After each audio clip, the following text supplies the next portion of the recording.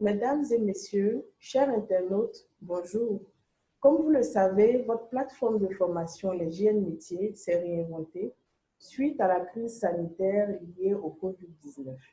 Alors, pour notre troisième session de formation en ligne, nous recevons un expert et non des moindres. Il s'agit de M. Marcelin Zounon, expert comptable et associé chez Mondon Conseil. Il a plus de 15 ans d'expérience dans le conseil et l'audit auprès d'entreprises nationales et multinationales. Il interviendra donc sur le thème plan de continuité d'activité dans le contexte Covid-19. Alors, sans plus tarder, nous allons entrer dans le vif du sujet. Monsieur Zounon, bonjour. Bonjour, je vais essayer de me tenir debout pour D'accord. entretenir donc nos chers internautes. Chers amis, je vois qu'on a une vingtaine de personnes connectées. Donc, c'est avec plaisir que j'anime cette session. C'est mon premier direct pour dire que je ne suis pas habitué aux réseaux sociaux. J'aurais souhaité que cette présentation se fasse dans un autre contexte. Mais comme on dit, événement exceptionnel, mesure exceptionnelle. Et donc, je voudrais remercier MZK Group qui nous donne donc cette opportunité pour discuter donc du plan de continuité d'activité dans le contexte donc, du Covid. Donc, c'est vraiment un plaisir d'interagir avec vous. J'espère que vous serez avec nous jusqu'à la fin donc, de la présentation et que nous serons ravis donc d'avoir vos questions. Donc, on va rentrer directement dans le vif donc, du sujet. Bon, sur la présentation, je ne vais pas forcément m'attarder là-dessus. Elle a dit 15 ans, mais c'est plutôt plus de 20 ans d'expérience professionnelle. Alors, pour planter le décor, ce que je vous propose, je vous ai mis deux proverbes, un proverbe chinois et une citation d'Henri Miller. Le proverbe chinois, il tombe à point nommé parce que c'est en Chine c'est de la Chine que nous vient donc toute cette pandémie-là. Et le proverbe chinois dit, quand le vent se lève, certains construisent des brise-vents, d'autres construisent des moulins. Hein. Et la deuxième citation d'Henri Miller, c'est de dire que certains sentent la pluie à l'avance, d'autres se contentent d'être mouillés. Donc, je ne vais pas forcément, on va dire, rentrer dans les explications. Je pense que vous avez tout de suite compris ce pourquoi nous sommes là. Nous sommes là, effectivement, pour construire des moulins, pour tirer profit donc, du vent qui se lève. Et nous sommes là parce que nous n'avons pas envie de nous contenter d'être simplement mouillés. Alors, le Covid, je dis, je ne vais pas faire un discours sur le Covid. Vous savez aujourd'hui ce que c'est le Covid, c'est une situation planétaire, brutale, inattendue. Quelques repères, hein, il a débuté donc un certain 14 décembre 2019 en Chine. Il a été déclaré par l'OMS le 9 janvier 2020. Et en ce qui concerne la Côte d'Ivoire, nous avons enregistré notre premier cas le 10 mars 2020. Le 16 mars 2020, donc, on a eu la réaction donc, de nos autorités. Donc, il y a eu 16 mesures phares qui ont été prises donc, par le Conseil national de sécurité. Et ensuite, le 23 mars 2020, il y a eu donc l'adresse du président de la République. Donc, cette adresse-là a permis de mettre en place 8 mesures supplémentaires, dont le couvre-feu.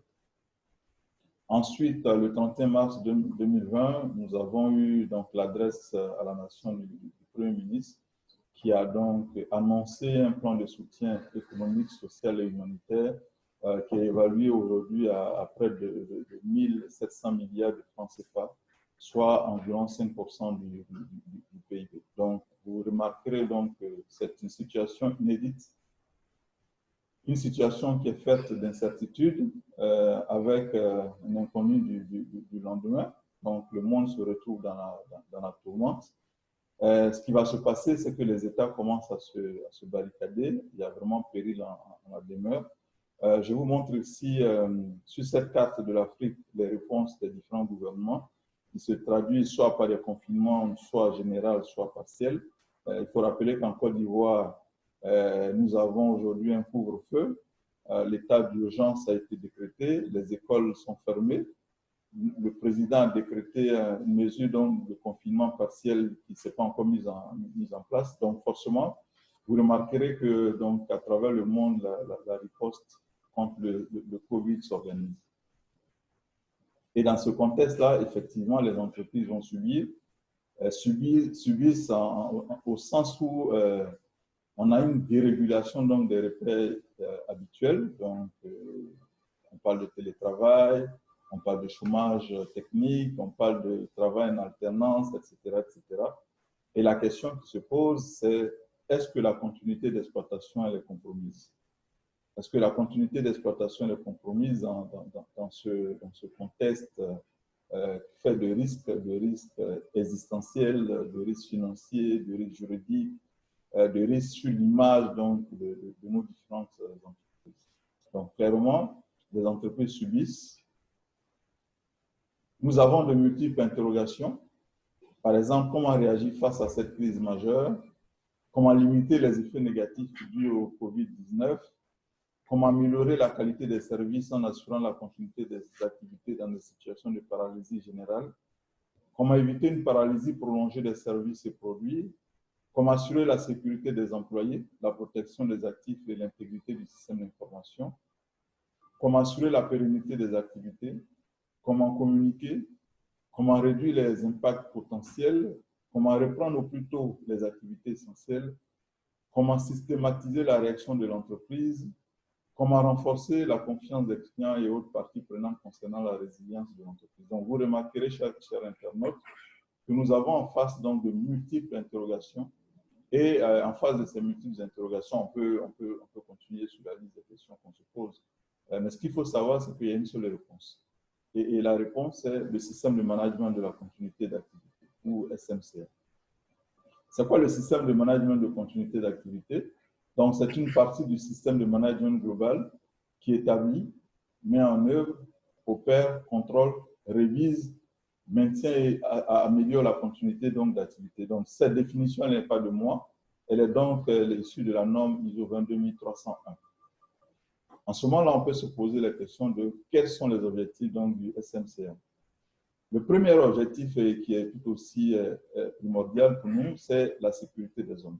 Donc, un système de management de la continuité d'activité ambitionne donc d'assurer la sécurité des hommes, d'assurer donc à un deuxième niveau la sécurité des actifs, donc les actifs corporels, incorporels, financiers donc des entreprises. Et troisième objectif, donc, d'assurer la continuité de la fourniture des biens et des services. Alors, quelques définitions avant qu'on aille plus loin. Donc, ces définitions sont tirées de la norme ISO 22301. Je ne vais pas toutes les lire. Ces définitions-là, elles sont affichées sur vos écrans. Donc, on définira ce que c'est l'activité, ce que c'est la continuité d'activité. Peut-être sur la continuité d'activité, on va s'arrêter. C'est la capacité donc de l'organisation à poursuivre la livraison de produits et de services à des niveaux prédéfinis, acceptable à la suite d'un incident perturbateur. Donc, pour qu'on puisse parler de continuité d'activité, ça veut dire que nous sommes en face d'un incident perturbateur. Et comme on indiquait tout à l'heure dans les objectifs, face à un incident perturbateur, c'est assurer la sécurité des hommes, assurer la sécurité des actifs et continuer donc la fourniture des biens et des services. Donc, ça, c'est la continuité de l'activité. Ensuite, le management de la continuité d'activité, le système de management de la continuité d'activité qu'on vient de définir, le plan de continuité d'activité ou PCA, donc peut-être que là, il faut qu'on s'arrête un peu. Le plan de continuité d'activité, donc, c'est des procédures qui sont documentées, donc j'insiste là-dessus, documentées, qui guident les organisations dans la réponse, la récupération, la reprise et la restauration de l'activité à un niveau d'opération prédéfini après une interruption. Et ensuite, nous avons un programme de continuité d'activité. Voilà quelques définitions que je souhaiterais partager avec vous pour la suite donc, de nos débats. Alors, je voulais insister sur deux notions qui sont fondamentales.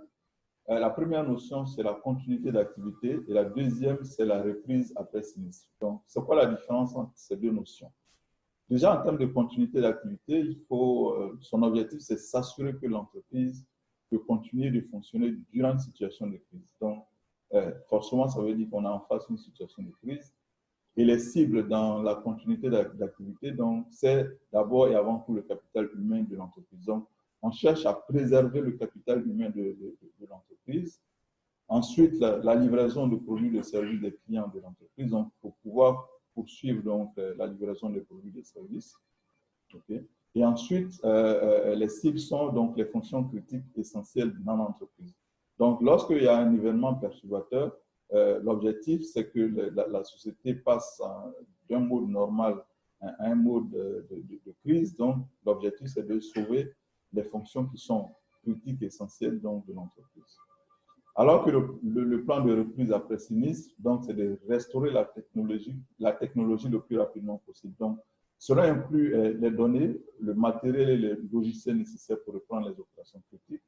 Donc, un plan de reprise après sinistre comprend également des plans pour faire face à la perte inattendue ou soudaine de personnel.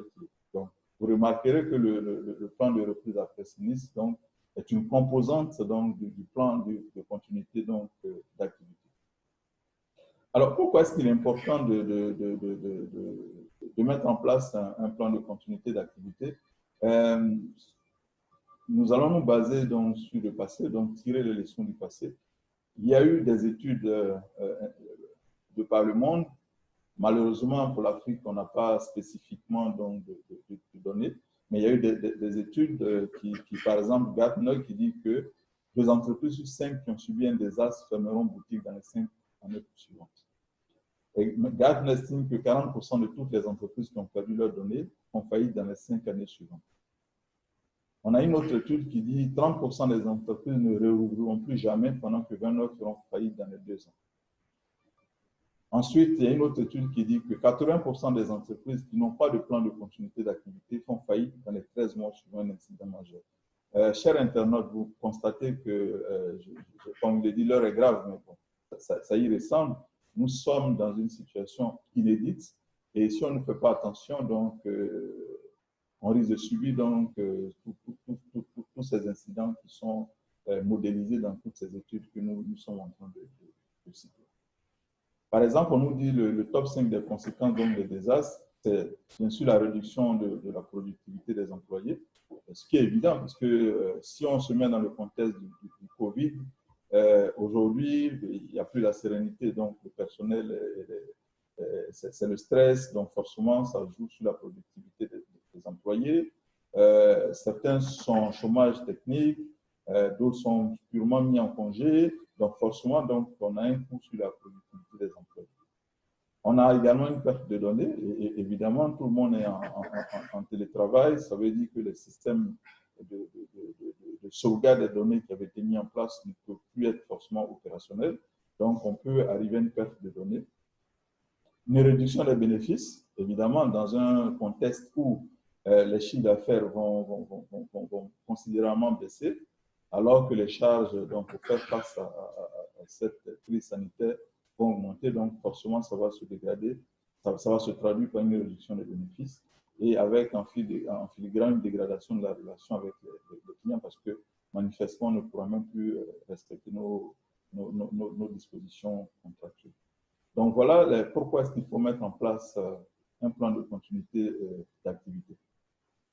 Alors, je vous mets ici, on va dire, le process de mise en place d'un plan de continuité, donc une approche globale.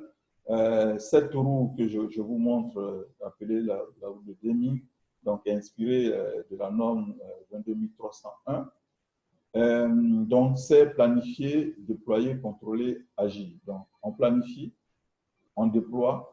Une fois qu'on a déployé, il faut contrôler et il faut agir. Et c'est une roue qui se nourrit d'elle-même. Donc, ce n'est pas, c'est un processus itératif, donc il faut pouvoir le mettre en place. Donc, vous remarquerez, chers internautes, que l'approche de mise en œuvre d'un PCA peut être subdivisée en 4 grandes étapes. Donc, comme je disais, planifier, déployer, contrôler, agir. L'objectif, ce n'est pas aujourd'hui qu'on revienne sur chacun des process qui sont décrits là. C'est vraiment pour avoir une